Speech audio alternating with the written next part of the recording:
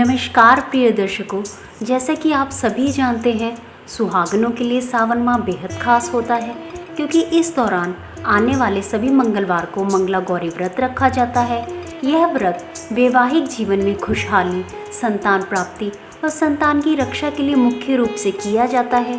धार्मिक मान्यताओं के अनुसार मंगला गौरी व्रत रखने से वैवाहिक जीवन में चल रही समस्याओं का भी निवारण होता है। वहीं कुंवारी कन्याएं भी मनचाहे वर के लिए यह उपवास रखती हैं। इस बार सावन माह में 4 बार मंगला गौरी व्रत रखा जाएगा। ऐसे में व्रती महिलाएं मंगला गौरी व्रत कथा को जरूर पढ़ें। इसके बिना व्रत अधूरा माना जाता है। आइए आज की इस प्रस्तुति में इस कथा के बारे में जान लेते हैं। पौराणिक कथा के अनुसार एक समय की बात है, एक शहर में धर्मपाल नाम का एक व्यापारी रहता था। उसकी पत्नी काफ़ी खूबसूरत थी और उसके पास काफ़ी संपत्ति थी, लेकिन उनके कोई संतान नहीं होने के कारण वह काफ़ी दुखी रहा करते थे। ईश्वर की कृपा से उनको एक पुत्र की प्राप्ति हुई, लेकिन वह अल्पायु था। उसे यह श्राप मिला था कि 16 वर्ष की उम्र में सांप के काटने से उसकी मृत्यु हो जाएगी।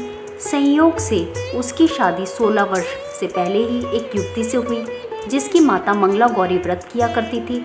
परिणाम स्वरूप उसने अपनी पुत्री के लिए एक ऐसे सुखी जीवन का आशीर्वाद प्राप्त किया था जिसके कारण वह कभी विधवा नहीं हो सकती थी। अतः अपनी माता के इसी व्रत के प्रताप से धर्मपाल की बहू को अखंड सौभाग्य की प्राप्ति हुई। इस वजह से धर्मपाल के पुत्र ने 100 साल की लंबी आयु प्राप्त की। तभी से ही मंगला गौरी व्रत की शुरुआत मानी गई है। इस कारण से सभी नवविवाहित महिलाएं इस पूजा को करती हैं तथा गौरी व्रत का पालन करती हैं और अपने लिए एक लंबी, सुखी तथा स्थायी वैवाहिक जीवन की कामना करती है। जो महिला उपवास का पालन नहीं कर सकती वे भी कम से कम पूजा तो करती ही हैं। इस कथा को सुनने के बाद विवाहित महिला अपनी सास तथा ननद को 16 लड्डू देती हैं। इसके बाद वे यही प्रसाद ब्राह्मण को भी देती हैं। इस विधि को पूरा करने के बाद व्रती 16 बाती वाले दिए से देवी की आरती करती हैं। व्रत के दूसरे दिन बुधवार को देवी मंगला गौरी की प्रतिमा को नदी या पोखर में विसर्जित कर दिया जाता है। अंत में मां गौरी के सामने हाथ जोड़कर अपने समस्त अपराधों के लिए एवं पूजा में हुई भूल चूक के लिए क्षमा मांगना चाहिए। इस व्रत और पूजा को परिवार की खुशी के लिए लगातार 5 वर्षों तक किया जा सकता है।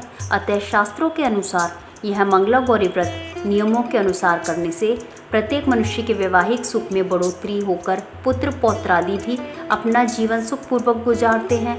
ऐसी इस व्रत की महिमा है। इस व्रत की पूजा विधि इस प्रकार है।